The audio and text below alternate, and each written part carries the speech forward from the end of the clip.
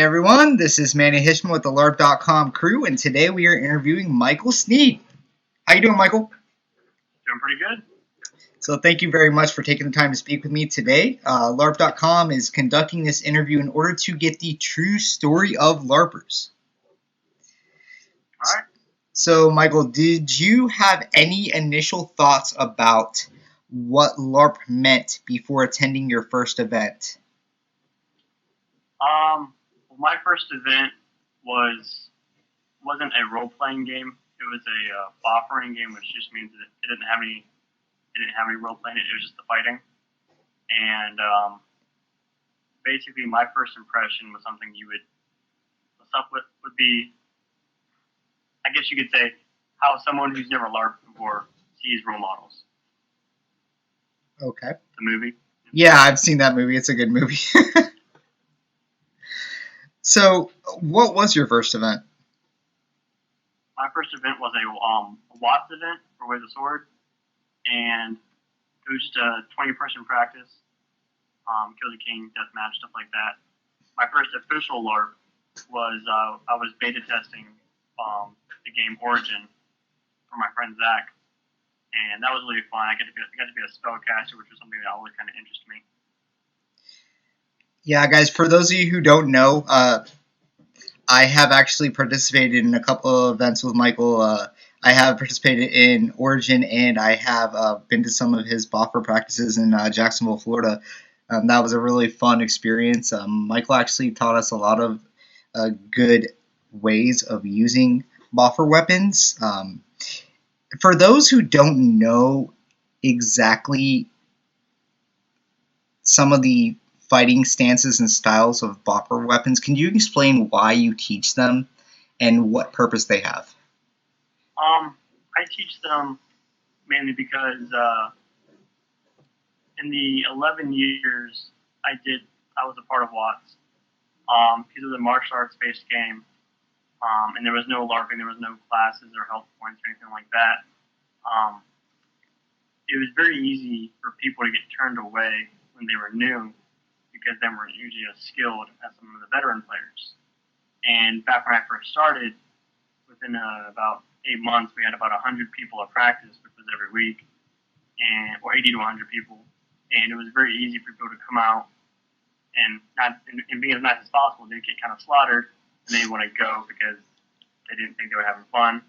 So me and a couple other people started, who actually did martial arts and did weapon fighting outside of LARPing.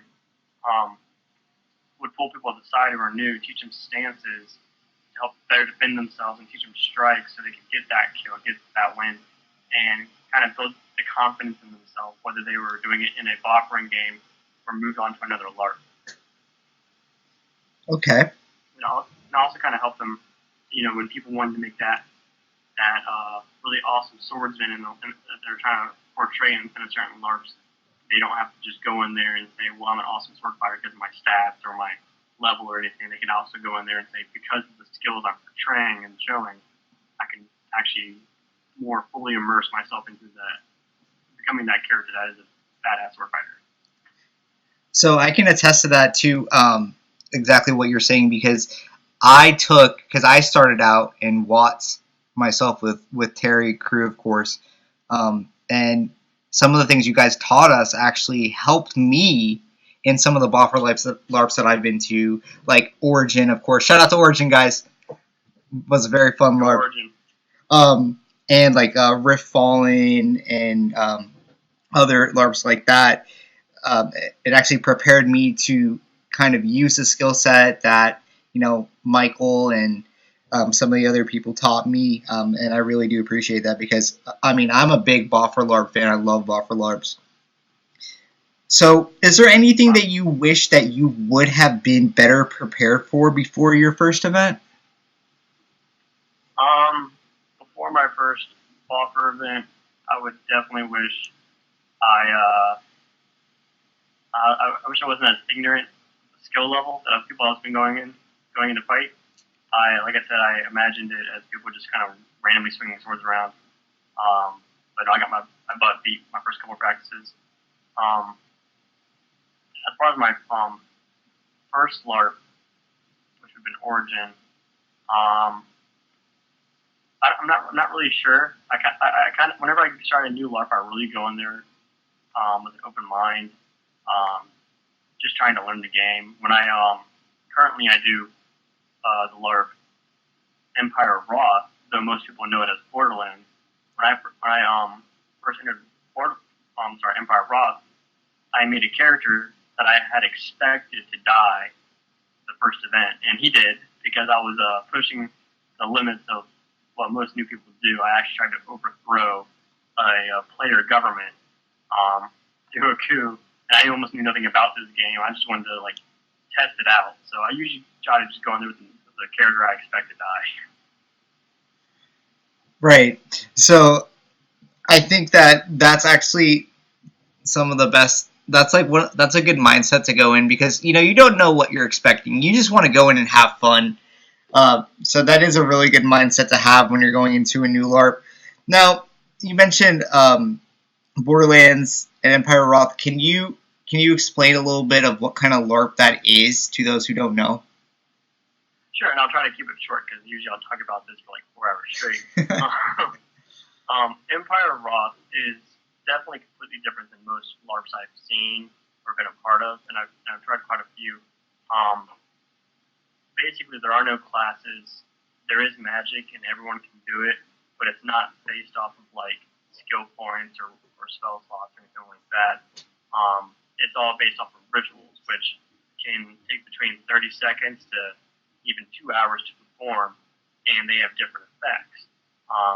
For example, when you go over to an admin and say, I'm about to perform a ritual, and you would have to actually show the items that you'd be using in the ritual, make a sign for it, make a chant, and the more they can believe that ritual, the higher chance you have of having it as a success. So that's pretty much the magic system, besides giving blessings, which at this point in the story, the blessings, because of some past event that I actually ended up playing through at one point,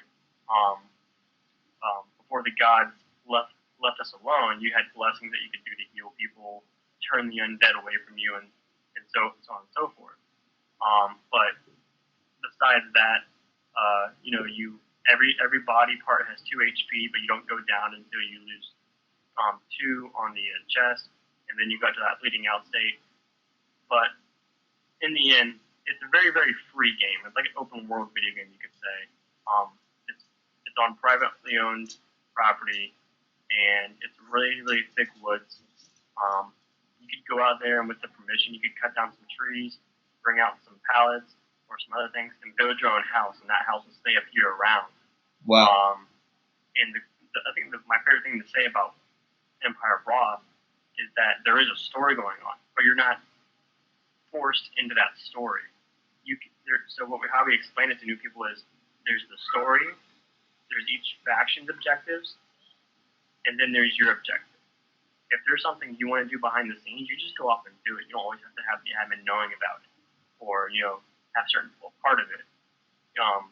If you want to try to make a monopoly in a certain type of business, go out and try to do your best to do that. If you just want to straight up kill everybody, go ahead and try. Obviously, there's going to be legit circumstances that will take place if you attempt that. But in regards to that, you can literally get thrown in jail. They actually made a jail out there that'll keep you under for 30 minutes. Wow.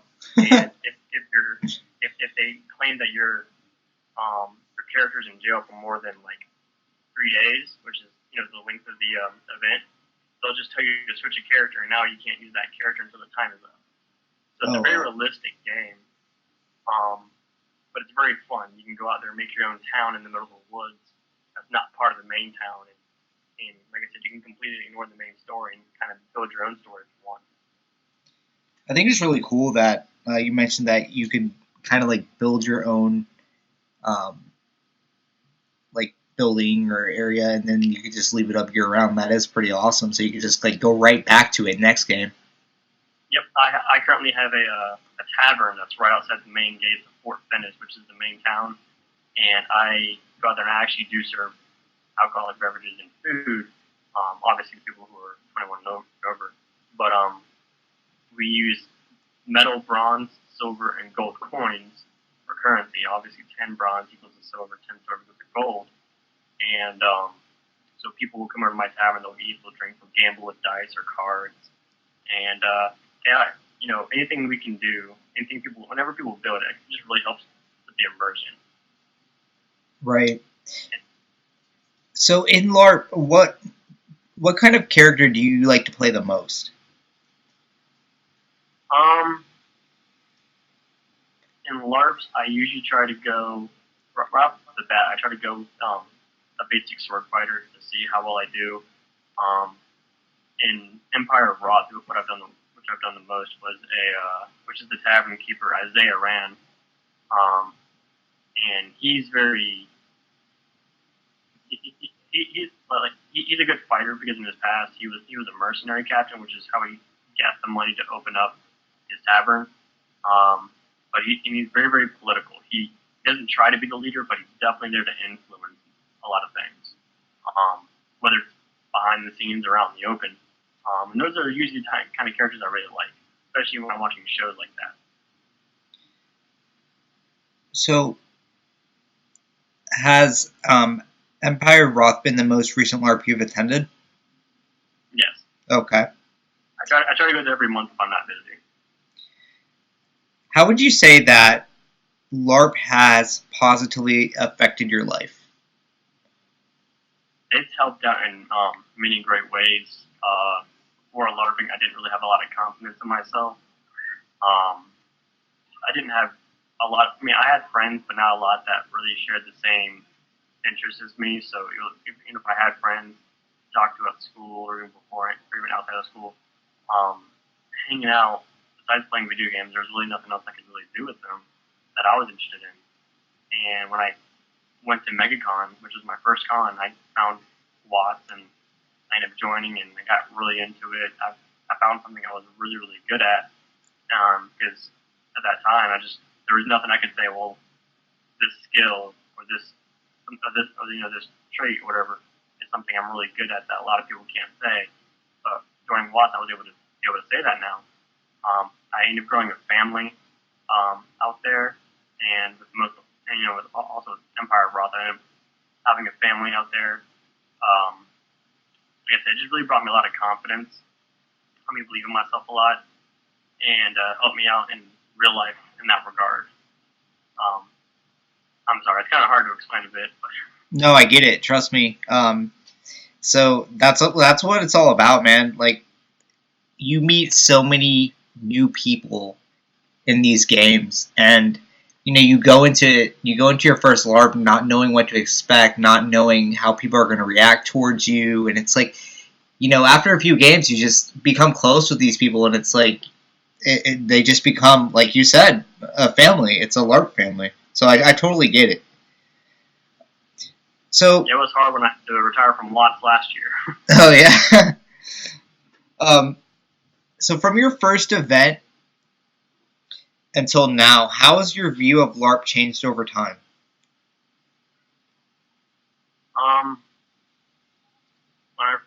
My first event at Watts, I figured that doing just the fighting, the buffering, that's all I was really going to do. I didn't think I'd ever be really into the actual role play thing. I always thought it was very silly, something that I never really wanted to do. I could never picture myself doing. But now it's just like after trying out Origin and then moving on to some other things as well, I was like, man, it's all I want to do now. and not to put Watts down at all, but I love Watts. It's always going to be there. It's always going to be one of my biggest families. But there are sometimes I'd be out fighting on Watts, and I just go, man, really wish I could do that ritual right now. I really wish you could go build a fort and just go hide behind it.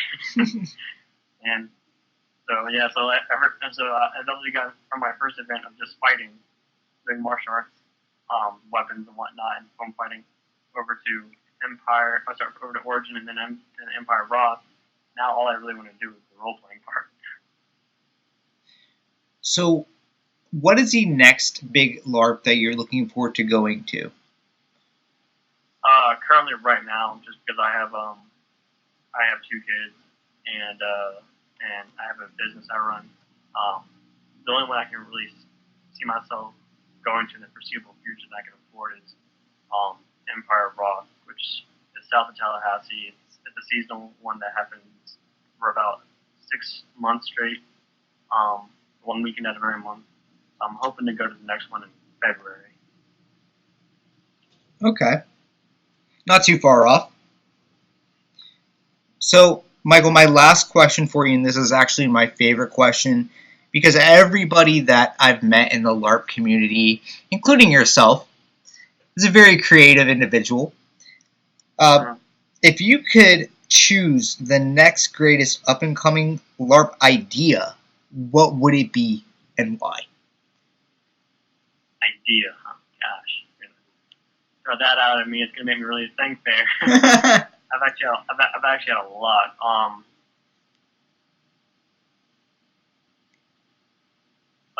Can you kind of explain the question? Like, so if you had to, say for example, if you had to like create your own LARP, how would you design it, and what would the premise be? If I like design my own LARP? Yeah. Well, I'd have to be pretty rich to design my own LARP for the one I would want. But I'll say this. I like writing a lot, so I'm currently writing a book whenever I have time, and I definitely probably base my LARP off of that book. Was one idea I had. One thing I really liked was in my book there is magic, but it doesn't come from us. It comes from artifacts from an ancient race that created the artifacts. So I would love to kind of make a LARP that where there was no magic system, where you're casting spells, but really it all came down to the items you had, which were more of the magic system, and then kind of bringing more factions and a player-built economy where even though there is a story, it's more about the faction and player interaction, where you're just kind of going out there living your own life. Because other stuff is happening, but you're not forced to follow it. And you could say player-made faction 1 versus player-made faction 2 is having a big battle over there, while that town on the other side of the property is getting attacked by a zombie horde. I would love to see some very, very real, and well, not obviously zombies aren't real, but very, very free like that, where you don't have someone just overpowered with magic, obviously. I think that would be kind of an interesting event to have. Good ideas there, a lot of good ideas.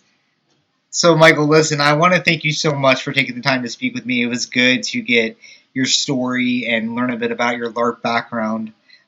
Guys, if you haven't done so already, check us out on LARP.com. And Michael, thanks again, dude.